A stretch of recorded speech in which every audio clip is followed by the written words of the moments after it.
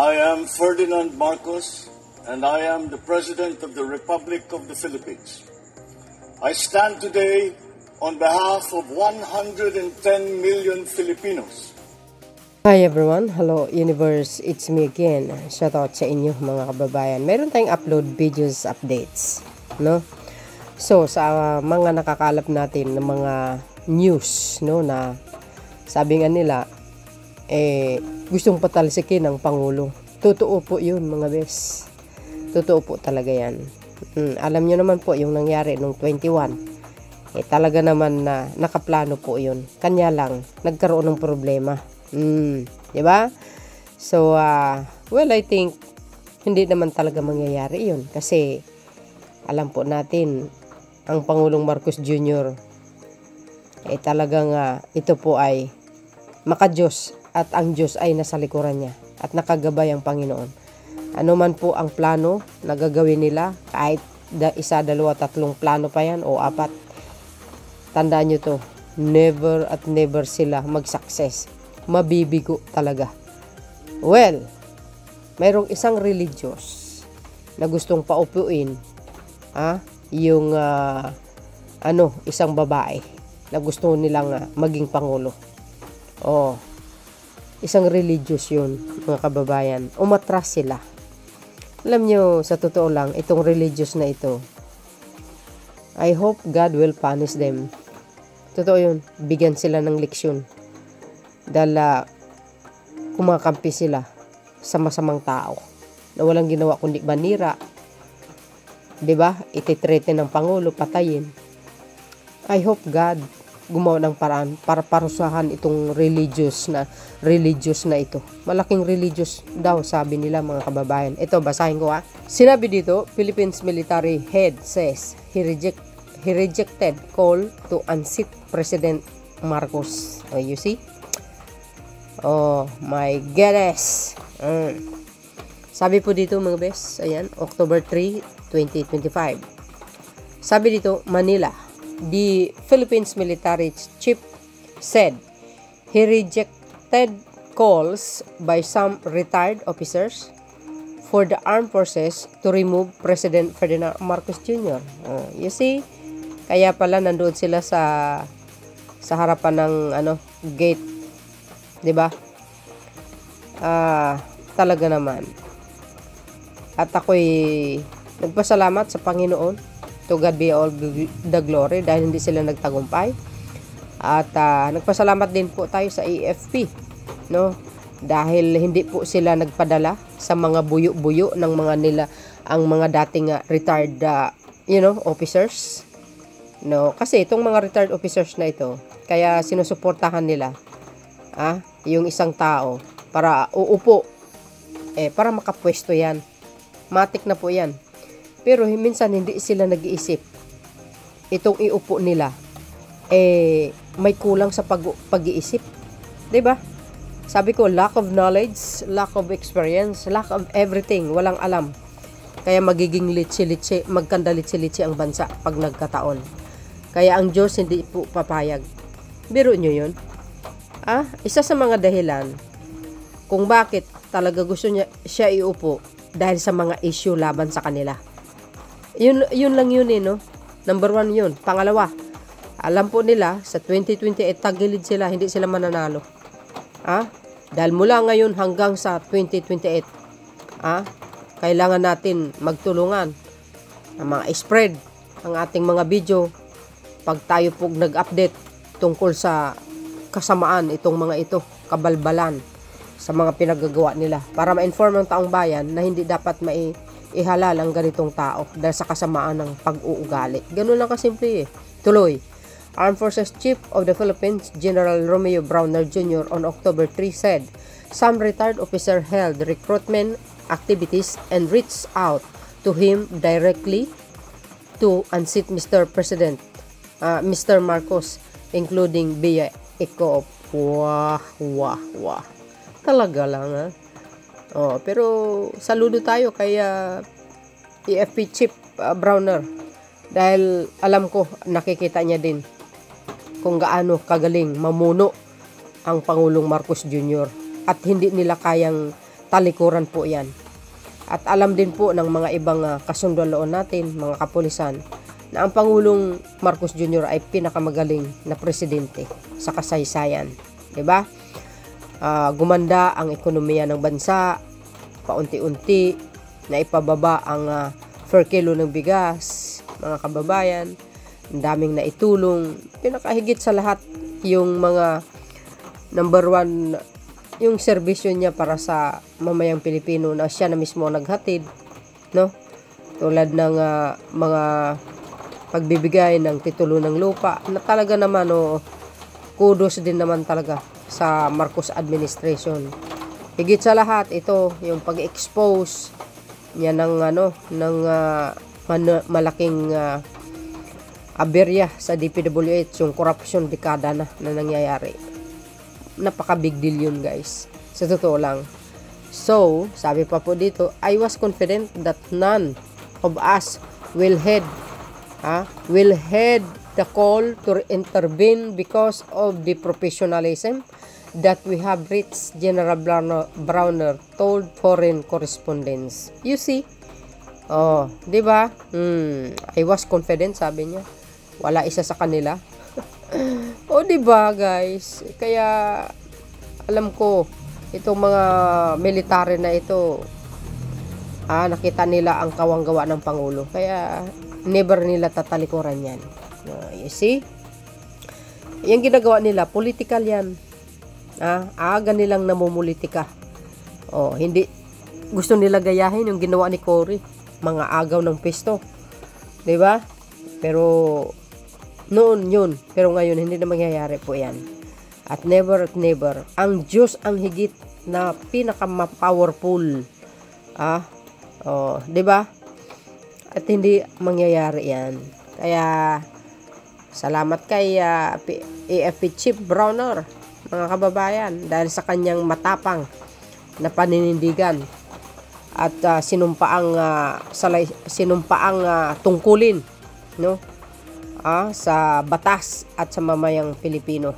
Philippines Military Chief Romeo Browner on October 3 said some retired officers had reached out to him directly to unseat President Ferdinand Marcos Jr. Ang kakapal ng mga pugmumuka nyo, retired na nga kayo, gusto nyo pang patalsikin ng Pangulo. Kahit kailan hindi po kayo magsasucess. Umpisa pa lang yan ng karma na mangyayari dyan sa babaeng yan. Umpisa pa lang yan. Mas may malaki pa dyan na karma na ibibigay ng Panginoon sa sobrang kasamaan ng pag-uugali. Tandaan nyo yan, mga kababayan. Sample pa lang yan, nakikita nyo. Sumiklab yung apoy sa lugar nila. God is good all the time, and God is always watching us sa bawat ginagawa natin. Kaya kahit kailanman hindi magtatagumpay ang kasamaan sa gumawa ng kabutihan.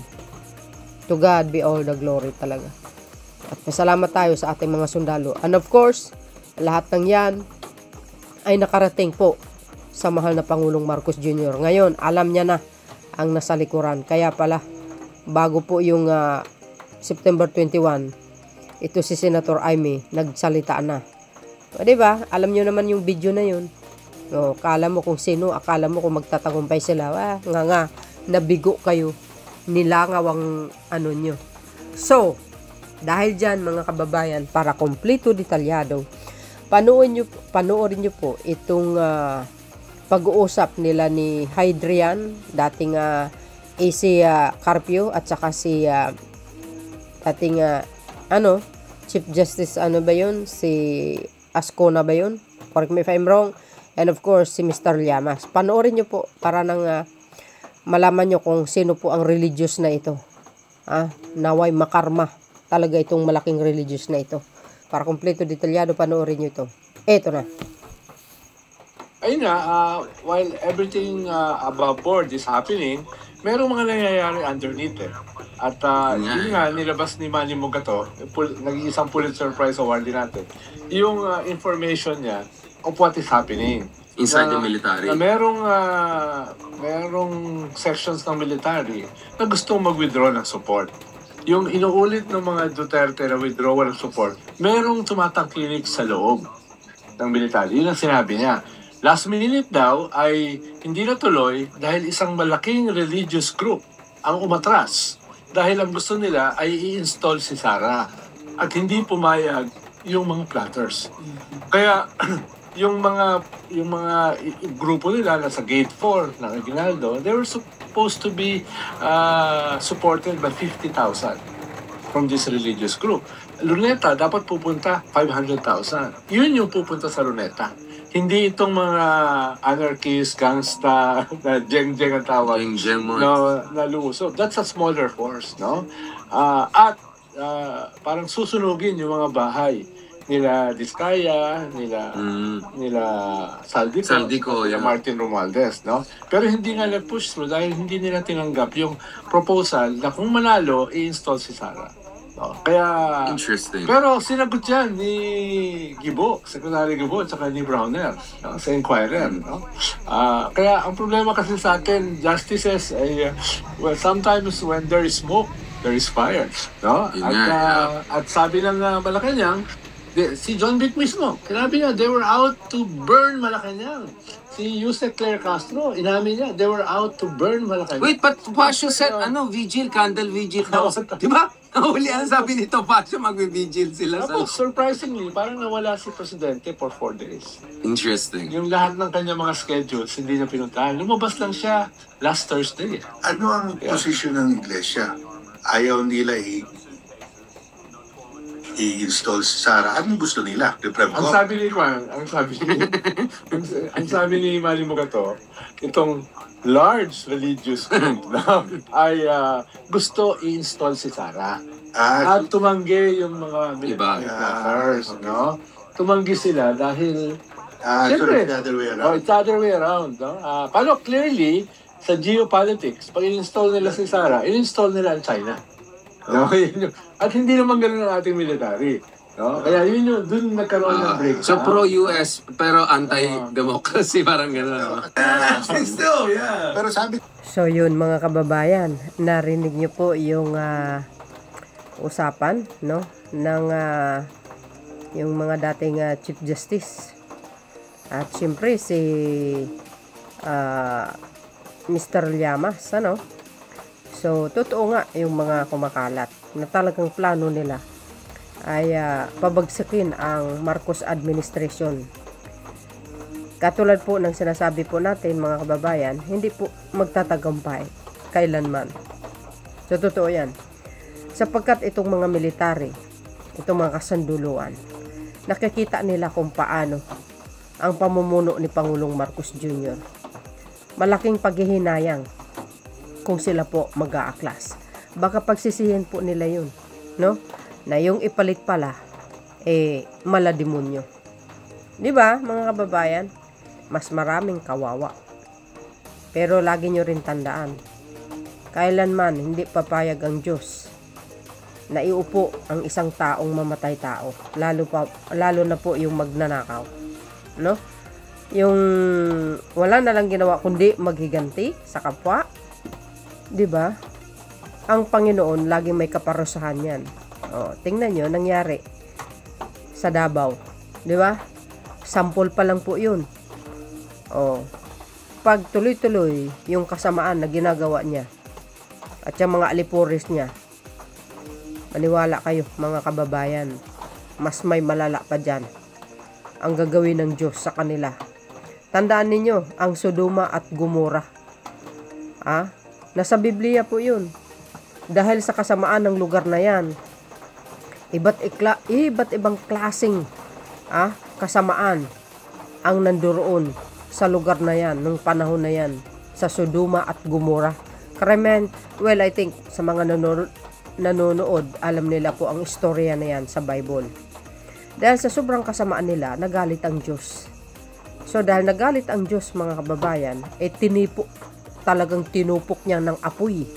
Nagbukas ang langit, nahulog ang mga apoy, sunog lahat. Walang natira, naging abo sila. Sa totoo lang, isa lang po ang nakaligtas. Yun po ay si Lot. Di ba? napakagandang istorya po yan kung napakinggan nyo at nabasa nyo sa Biblia. Kaya yan, ang maaring mangyayari sa Davao. Well, hindi naman lahat ng taga Davao ay masamang tao. Pero I think mostly RDDS talaga, 'di ba? Kaya sample pa lang 'yan na ipinakita ng Panginoon. At kailanman hindi po sila magtatagumpay sa plano nila na pabagsakin ang pamahalang Marcos Jr. At ako saludo rin naman sa mga kasanduluan sapagkat sila po ay naniniwala sa kakayahan ng Pangulong Marcos Jr. at napakagaling na pinuno ng bansa. Wala na po silang makitang magaling na presidente. Kundi si PBBM lang. Hindi rin nila makakalimutan ang kawanggawa na ginawa ng Pangulo kung paano siya mamuno. The only president na nag-expose sa kalukuhan at korupsyon sa bansang ito. So dahil dyan, sa pag-expose niya, siya patuloy ang masama. Siya pa ang kumbaga ang nasa likuran daw sa mga budget, bakit daw niya pinirman. Alam niyo, hindi nila alam yung totoong kwento o istorya. Ang Pangulo, hindi po sira ulo yan para pirmahan niya na may anomalya. Natural, siyempre. 'Di ba, mga kababayan? Pinirmahan niya yan dahil alam niya na yan po ay mapupunta sa magandang proyekto. Na remember, mali-mali yung mga sinasabi nila. Ang Pangulo, mga 190 billion yata yun, no? Correct me if I'm wrong. Ang kanyang binito, mga kababayan, sa AGA 2025. Yan ang pakatandaan nyo. Kasi nga, wala doon. Diba? So, alam nyo, pag ang Pangulo magpaliwanag, palagay ko matauhan ng mga nagbibintang sa kanya. Siya ngayon po ang siya po ang nag-expose, tapos siya pa ang masama, tapos panawagan nila resign. What the heck? 'Di ba? Kaya yung plano nila, nabigo sila. Nabigo sila talaga. Hindi talaga sila nagtagumpay. Pero makikita nyo sa interview ni Hadrian, ang nasa likuran pala ibig sabihin, ang nasa likuran pala malaking religious group. Ay wow. Palagay ko itong religious group na ito isang kulto. Kumakampi sa kriminal at sa masasamang tao. 'Di ba? Mamamatay tao. I hope itong religious group na ito mapaparusahan ng Panginoon sa ginagawa nila. Saan ka makakita napakagaling na pinuno ng bansa na walang ginawa kundi tumulong? Tapos iplanuhin nyo, pabagsakin. Para iupo nyo yung isang magnanakaw at mamatay tao. Babalik, no? Ang mga kasamaan sa bansa. Babalik ang mga pugo, ang mga chihuahua. Malayang-malaya ang bansang Chihuahua na makapag-operate dito sa bansa para sirain ang bansang ito, gamitin ng mga inusinting Pilipino sa masamang gawain. Ganun ba yun? Mabuti ka mo. Nakita ng kasundaluan natin na ang Pangulong Marcos Jr. pinaka-the best na Pangulo sa kasaysayan. Yan ang hindi makalimutan ng kasundaluan na may mabuting puso ang Pangulong Marcos Jr. Kahit kailanman, hindi sila magtatagumpay. Mark my word. Plano na nila yun. Kaya pala ang lakas loob nila, no? Di ba? Pero ang Diyos hindi po natutulog. Hindi nyo po kayang pabagsakin ang isang napakabait na tao. Di ba? Lalo na po kung ang puso ay puro tulong para sa mamayang Pilipino. Kung ang puso niya ay para sa kapakanan ng bansang ito. Maayos ang bansa na ito. Ngunit talagang sadyang malakas ang mga demonyo din, no? Pero mas malakas din ang pananampalataya, ang dasal natin para hindi magtagumpay. Kaya tuloy-tuloy ang pagdarasal para sa ating mahal na Pangulong Marcos Jr. Alam ko ang Diyos ang nagbabantay, nasa likuran niya. So yun mga bes, kayo po ang balang humusga at magkumbento. Sa malaking religious na yun, kung totoo man ang sinabi ni Mr. Llamas, sana po makarma kayo. Makarma yung buong ano nyo, ang buong you know, ang buong samahan ninyo. Ang Diyos hindi po natutulog sa mga ginagawa nyo, nakikita kayo. So yun mga kababayan, see you again on my next upload. Thank you for watching. Don't forget to likes and follow me. Bye bye bye and baboos. God bless Philippines.